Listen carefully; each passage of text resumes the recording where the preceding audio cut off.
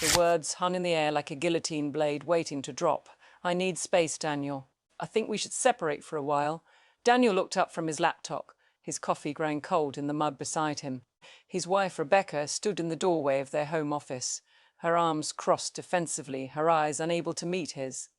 Space, he repeated flatly. After 8 years of marriage, you need space. Don't make this harder than it has to be, Rebecca said, her voice trembling slightly. I need time to figure things out. To find myself again. Daniel studied her face, noting the fresh makeup she'd applied before this conversation, the new blouse he'd never seen before, the way she kept glancing at her phone. Something twisted in his gut, but he kept his expression neutral. How long? He asked. I don't know. A few weeks, maybe a month. She shifted her weight from foot to foot. I've already talked to my sister. Vanessa said I could stay with her. Of course she had. Everything already planned, already decided. Daniel was just the last person to be informed about the dissolution of his own marriage. Fine, he said simply. Take the space you need. Rebecca blinked, clearly surprised by his calm acceptance. That's it? You're not going to fight for us? Would it change your mind? She looked away. No, probably not. Then there's your answer. Daniel returned his attention to his laptop screen, though the words blurred together meaninglessly. He heard her leave, heard her footsteps on the stairs, heard the rustling of drawers and the zip of a suitcase. An hour later she was gone, leaving only the faint scent of her perfume and a note on the kitchen counter about forwarding mail. Daniel sat in the silence of their house's house now. He supposed and let the reality wash over him. 8 years.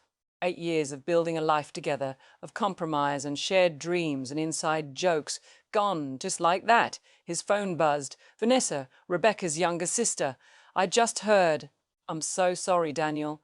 Are you okay? He stared at the message for a long moment before responding. Been better. Thanks for checking in. I told her this was a mistake for what it's worth. She wouldn't listen to me. Daniel's fingers hovered over the keyboard. Vanessa had always been different from Rebecca, more grounded, more honest, less prone to the dramatic flourishes that Rebecca seemed to thrive on. They'd become genuine friends over the years, bonding over their shared love of terrible action movies and competitive board games.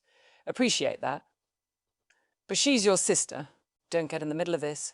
Too late, I'm already there. Want some company? I can bring that awful kung fu movie we never got to finish. Despite everything, Daniel smiled. Vanessa, Rebecca's staying with you. That would be weird.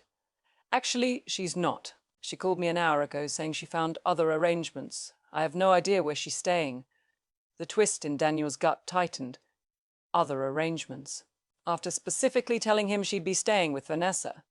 I see, he typed. Rain check on the movie. I need to process this. Understood, I'm here if you need me. Seriously.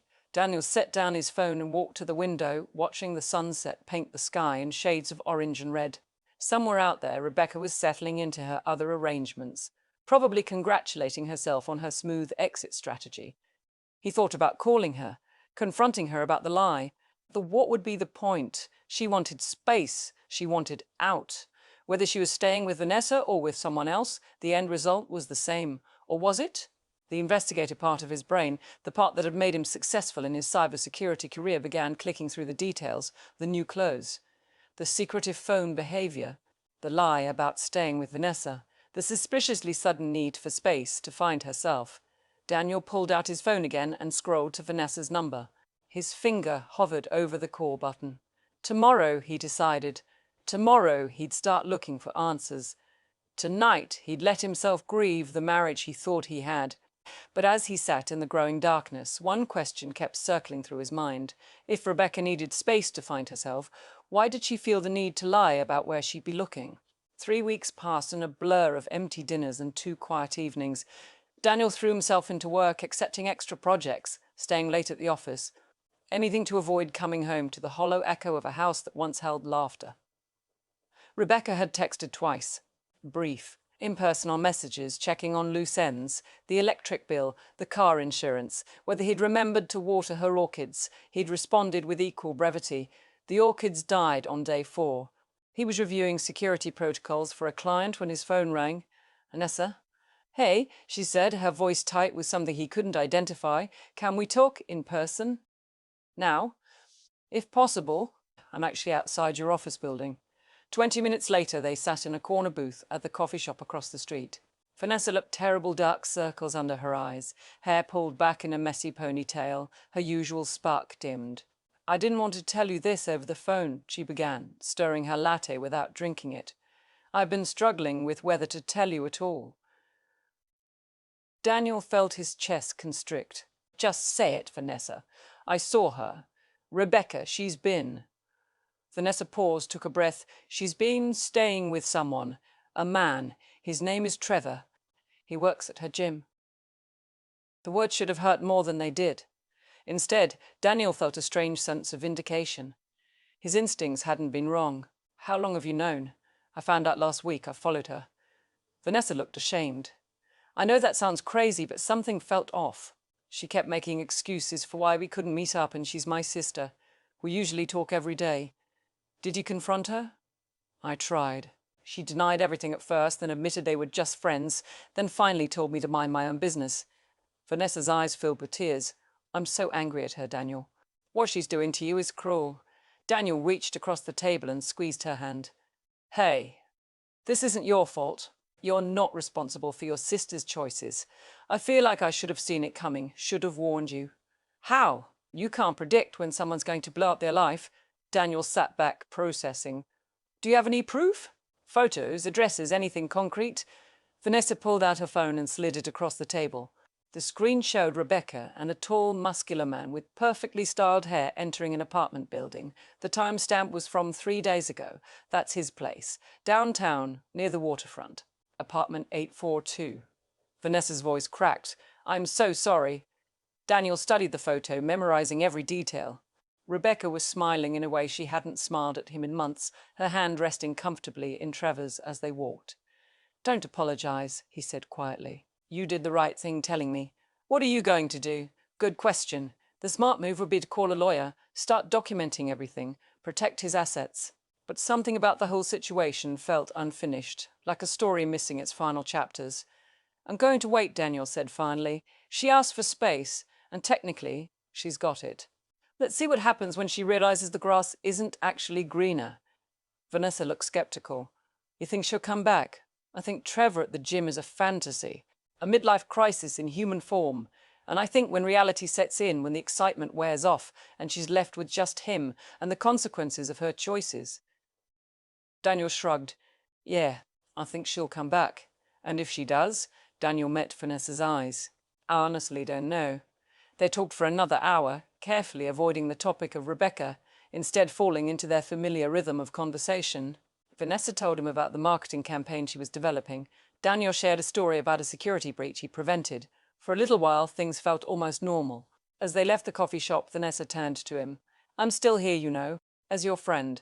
This situation with Rebecca doesn't change that. I know, Daniel said, and I appreciate it more than you realize. He watched her walk to her car, then sat in his own vehicle for a long time, staring at nothing. The proof was there. The betrayal was confirmed. He should feel something: rage, devastation, the desire for revenge. Instead, he felt oddly calm, clear-headed. For 3 weeks, he'd been operating on assumptions and suspicions. Now he had facts. Facts he could work with. His phone buzzed. A text from Rebecca. Can we talk soon? I miss you. Daniel stared at the message, then typed a response. Sure. Whenever you're ready. He started his car and headed home, already planning his next moves.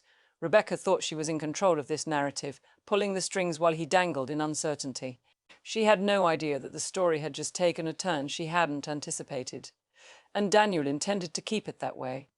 It happened on a Tuesday, exactly 4 weeks after Rebecca had left. Daniel came home from work to find a car in the driveway, her sitting on the front steps, mascara streaked down her face. Can I come in? She asked, her voice small and broken. He unlocked the door without a word, and she followed him inside. The house felt different with her in it again. Smaller somehow, invaded by a presence that no longer belonged. Rebecca sat on the couch they'd picked out together, clutching a tissue. Daniel remained standing, leaning against the wall, waiting. It's over, she said finally.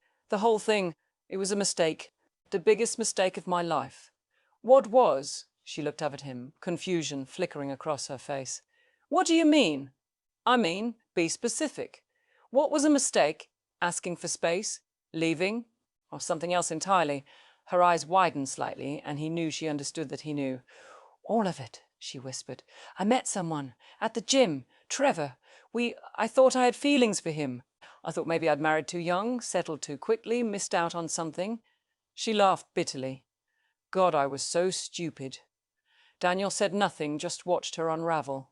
He wasn't what I thought. It was all surface good looks, charm, but nothing underneath. No depth, no real connection. Not like what we have. She stood, moving toward him. "I love you, Daniel. I've never stopped loving you. I just got lost for a while." "You lied to me," he said quietly. "You said you were staying with Vanessa. I know, I'm so sorry. I was afraid you'd try to stop me if you knew the truth." Tears spilled down her cheeks. "I've been such a fool. Please, Daniel, please give me another chance. I'll do anything. Therapy, counseling, whatever it takes. I'll spend the rest of my life making this up to you." He studied her, really studied her. The woman he'd promised forever to, who'd promised the same to him. She looked genuinely remorseful, broken by the weight of her choices. "Why should I?" he asked. "Why should I trust you again after this?" "Because I know now what I had, what I threw away, and I swear to you on everything I am that I will never take you for granted again." She grabbed his hands. "We can be stronger than before. We can rebuild. Please." Daniel felt himself wavering. 8 years of history, of shared experiences, of love that had once felt unshakable. Could people really change? Could trust be rebuilt from ashes? "I need time to think," he said. "Of course, whatever you need. I'll wait. I'll prove myself to you every single day if that's what it takes." Over the following week, Rebecca launched a campaign of remorse. Flowers appeared on his desk at work. She cooked his favorite meals. She suggested couples counseling and had already researched therapists. She deleted her gym membership and all social media accounts. Every gesture seemed designed to demonstrate her commitment to change. Vanessa called him during this time, her voice sharp with concern. "Please tell me you're not considering taking her back. I haven't decided anything yet. Daniel, she cheated on you. She lied to your face. People like that don't change. People make mistakes. Sometimes they learn from them. And sometimes they just get better at hiding them," Vanessa shot back. "I know she's my sister, but I also know her patterns. This feels performative. Like she's playing a role. Maybe, or maybe she's genuinely trying." Vanessa sighed. "Just be careful. Protect yourself. I don't want to see you get hurt again." "I appreciate that, really." 2 weeks after Rebecca's tearful return, Daniel made his decision. They sat across from each other at the dining room table, the same table where she'd served him apology dinners every night. "I'll give you a second chance," he said. "But there are conditions." Hope bloomed across Rebecca's face. "Anything, complete transparency. I get access to your phone, your email, everything. You tell me where you're going and who you're with. We do therapy, both couples and individual. And the very first time I catch you in a lie, even a small one, we're done. No discussion, no explanation. Over." "Yes," she breathed. "Yes to all of it. Thank you, Daniel. You won't regret this." He wanted to believe her. God, how he wanted to believe her. Life resumed a strange semblance of normalcy. They went to therapy. Rebecca was attentive, affectionate, present in ways she hadn't been in years. She shared her phone password without hesitation, checked in regularly, included him in every aspect of her life. For 3 months it worked, or seemed to work. Then Vanessa called with the words that shattered the fragile peace they'd built. "We need to talk, now. It's about Rebecca." And Daniel knew with sickening certainty that the story wasn't over. It was just beginning its next darker chapter. They met at the same coffee shop, the same corner booth, but this time Vanessa's expression wasn't just troubled, it was furious. "I didn't want to be right," she said, sliding her phone across the table. "I really, really didn't want to be right." The screen showed a series of screenshots, text messages between Rebecca and someone named Riley. The messages started innocently enough, work discussions, casual pleasantries. Then they shifted. Compliments became flirtations. Flirtations became explicit. Daniel scrolled through them, his hands steady despite the rage building in his chest. "There's more," Vanessa said quietly. "The metadata shows these go back 6 weeks. She's been messaging him since before you agreed to reconcile." "How did you get these?" "She left her laptop open at Mum's house last weekend. I wasn't snooping, the messages just popped up." Vanessa's voice cracked. "I'm so done with her, Daniel. I'm done making excuses, done trying to see her side." What she's doing to you is unforgivable. Daniel continued scrolling. The messages painted a clear picture. Rebecca had never stopped seeking validation outside her marriage. Trevor had been a symptom, not the disease. Riley was just the next iteration. "Who is he?" Daniel asked. "A colleague from her new job. She started there 2 months ago. Remember, she said it was a fresh start?" Vanessa laughed bitterly. "Fresh start, all right. The most recent messages were from yesterday. Rebecca had told Daniel she was working late. The text revealed she'd been at Riley's apartment instead. Nothing physical yet, according to the messages, but clearly headed that direction. "She doesn't know you have these?" Daniel asked. "Daniel, I took screenshots and left everything exactly as it was." Daniel sat back, processing. Rebecca had looked him in the eye every day for 3 months, had gone to therapy and talked about rebuilding trust, had agreed to complete transparency while maintaining a secret emotional affair. The level of deception was almost impressive in its thoroughness. "What are you going to do?" Vanessa asked. "I'm going to give her exactly what she gave me," Daniel said. "The opportunity to come clean." That night, Rebecca came home with Chinese takeout and a bright smile. "I got your favorite. Thought we could watch that documentary you mentioned." "Actually, I need to ask you something," Daniel said, keeping his voice neutral. "How's the new job going? Making any friends?" Something flickered across her face too quick to identify. "It's fine. Nice people. Lots to learn. Anyone in particular you've connected with?" "Not really." "Why?" She started unpacking the food, not meeting his eyes. "Just curious. You've been working late a lot. Thought maybe you'd found some work friends to grab drinks with or something." "Oh, no, it's really just been work keeping me there." She finally looked at him, and her smile was perfect, warm, genuine, completely convincing. Why all the questions? This was it. The moment where he could confront her with evidence, watch her scramble for explanations. But Daniel had learned something over the past months. Rebecca was an exceptional liar when she needed to be. "No reason," he said. "Just want to make sure you're happy there." They ate dinner. They watched the documentary. They went through the motions of a normal evening. And the entire time, Daniel marveled at how easily she maintained the charade. The next morning, after Rebecca left for work, Vanessa came over. "Did you talk to her?" "I gave her a chance to tell me the truth. She chose to lie." Daniel pulled out his laptop. "Now I'm going to do what I should have done the first time. Document everything and talk to a lawyer." "Good," Vanessa said firmly. "You deserve so much better than this." They spent the morning organizing evidence, the original photos from Trevor's apartment, the text messages with Riley, dates and times of Rebecca's lies. The pattern was undeniable. Rebecca wasn't having a crisis or making mistakes. She was deliberately, methodically deceiving him while pretending to reconcile. "Can I ask you something?" Vanessa said during a break. "Why did you give her a second chance, even after everything with Trevor?" Daniel was quiet for a moment. "Because I wanted to believe people could change, that love could overcome mistakes. That 8 years of marriage meant something. And now I know the difference between a mistake and a pattern, between someone who's stumbled and someone who keeps choosing to betray you." He closed the laptop. "I'm done being her safety net while she shops around for something better." His phone buzzed. "Rebecca, working late again tonight. Wait up. Love you." He shared a message to Vanessa, who checked her own phone. "Riley just posted on Instagram. He's at a wine bar downtown. Want to bet where your wife is?" Daniel didn't need to bet. He already knew. That evening, while Rebecca was presumably working late, Daniel met with a divorce attorney. The conversation was straightforward. Document the infidelity, prepare the papers, protect his assets. Everything could be filed within a week. When Rebecca came home at midnight, smelling faintly of cologne that wasn't his, Daniel was reading in bed. "Sorry I'm so late," she said, kissing his forehead. "This project is killing me." "I understand," he said. "Work can be demanding." She smiled, relieved by his easy acceptance, and headed to the shower. Daniel listened to the water run and thought about Vanessa's words. "You deserve so much better." For the first time since this nightmare began, he believed it. The confrontation came on a Saturday morning.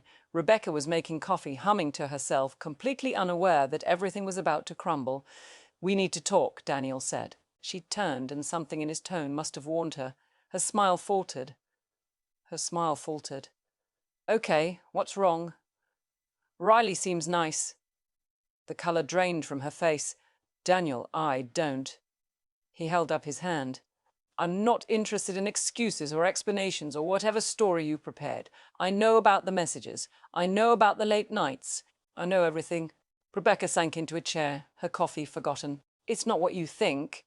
It never is it? Daniel pulled out a folder containing printed screenshots, his lawyer's card, and the drafted divorce papers. You had one job, Rebecca. One. Be honest. And you couldn't even do that. Nothing physical happened with Riley. It was just talking, just an emotional affair while you were supposedly rebuilding our marriage. Daniel's voice was calm, almost clinical. You looked me in the eye every single day and lied. You went to therapy and taught about trust while planning your next betrayal. You made promises you had zero intention of keeping. Tears streamed down her face. I was confused. I didn't mean for it to happen. Riley and I, we just connected, and I thought you could have both. The security of a marriage and the excitement of something new. Daniel sat across from her. I gave you a second chance, Rebecca. I put aside my pride, my hurt, everything, because I believed you when you said you'd changed. But you didn't change. You just got better at hiding. Please, she sobbed. I'll end it with Riley. I'll quit my job. I'll do anything. I love you, Daniel. I really do. No, you don't, he said quietly. You love the idea of me, the safety net, the backup plan for when your adventures don't work out. But you don't love me enough to actually be faithful. You don't love me enough to be honest. Rebecca reached for his hand, but he pulled away. I'm filing for divorce. It'll be quick and clean if you cooperate. The papers are ready. My lawyer will contact yours. You have a lawyer already? Her voice was small, shocked. I'd had one for 2 weeks, since Vanessa showed me the messages. Daniel stood. I wanted to see if you'd come clean on your own. You didn't. You chose to keep lying, keep deceiving me. So I'm choosing me. I'm choosing peace. Vanessa, Rebecca's devastation shifted to anger.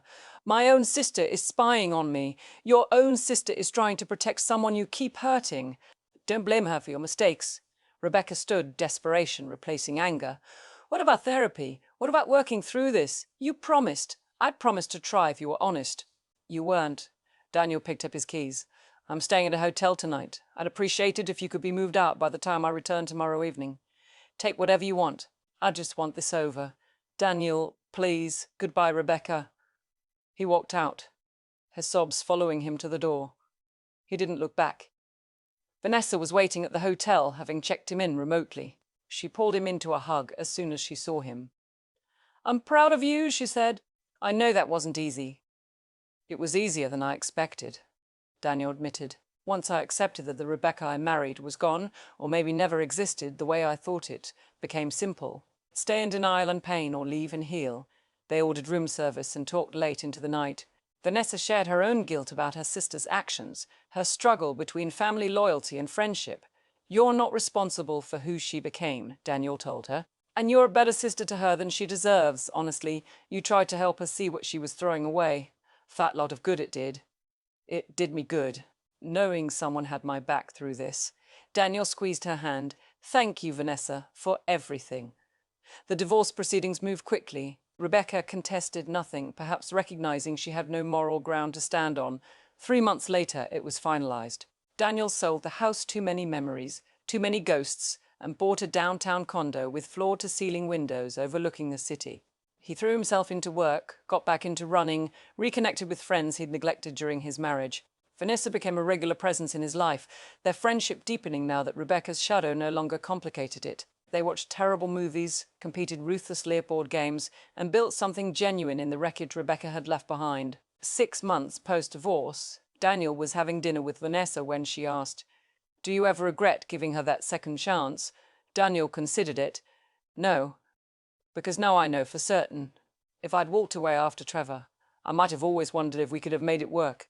Now I know we couldn't have. Not because love wasn't enough, but because she wasn't willing to do the work. Have you heard from her? Riley dumped her last month, apparently. She tried to call, left some voicemails about making another mistake. Daniel shrugged. I deleted them without listening to most of them. That chapter's closed. Good. Vanessa raised her glass. To new chapters. Better chapters. To peace, Daniel added, clinking his glass against hers. And to actually meaning what you promise. Looking out at the city lights, Daniel felt something he hadn't experienced in over a year. Hope. The future stretched ahead, uncertain but full of possibility. He'd survived betrayal, rebuilt his sense of self, and learned the hardest lesson of all that. Sometimes love isn't enough when only one person is actually trying. Rebecca had asked for space to find herself. In the end, Daniel had found something more valuable, his own worth, and the strength to walk away from someone who couldn't see it. That, he thought, was worth everything he'd lost.